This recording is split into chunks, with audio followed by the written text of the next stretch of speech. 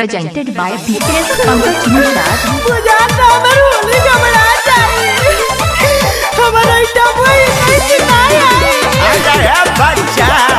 अकेले में किसी से बतिया रहा है चाचा। अरे कर लवर ही कहीं चल गई दिया वही से ही पगला गइल बा। गाँव फागुन में नया आई सुन ले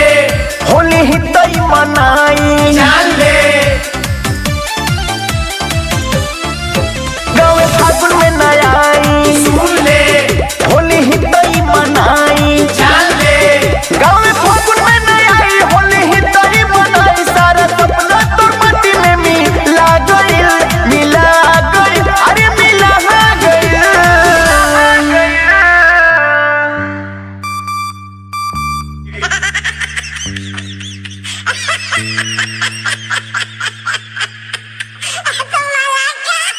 अरे का जाचिए ले बड़ा मंडे हमरा ला भर के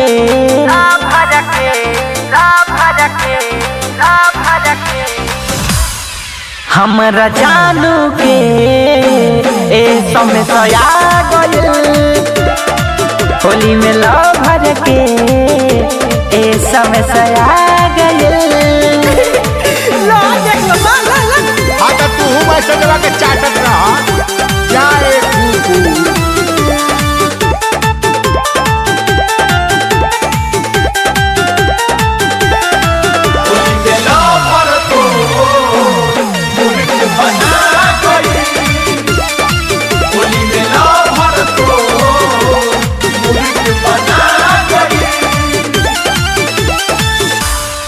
क्रिया खा के गोयल पिया समझा के गोयल पिया रंग हमारे से लगवाई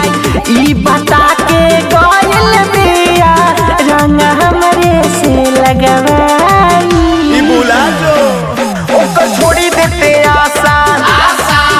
उ तो देख के गोई झांसा ओकर छोड़ी देते आशा उ तो देख के गोई झांसा मीठी बतिया में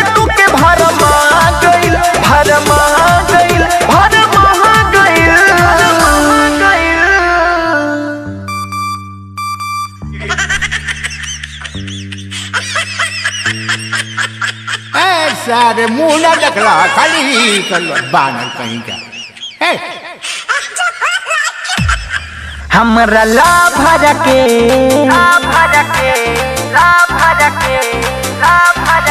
जाए घाचा हमरा जानू के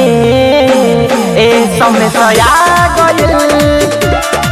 होली में ला भर के ए समय सया गइल।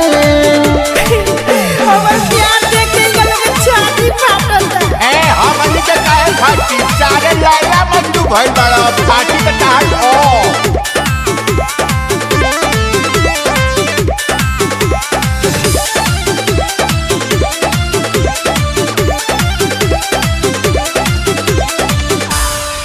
बा भरोसा ओकरा पर प्यार लुटाई ना दोसरा पर कही के गइल बिया होली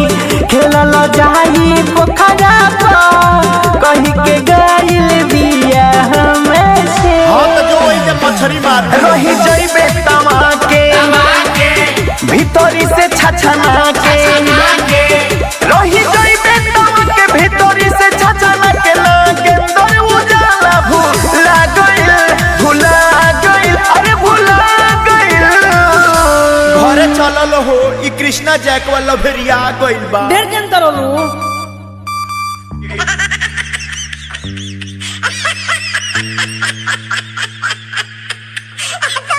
चिढ़ोगा मारेंगे तो बिल्डिंग फेंक देगा ससुर के नाम हमरा ला भर के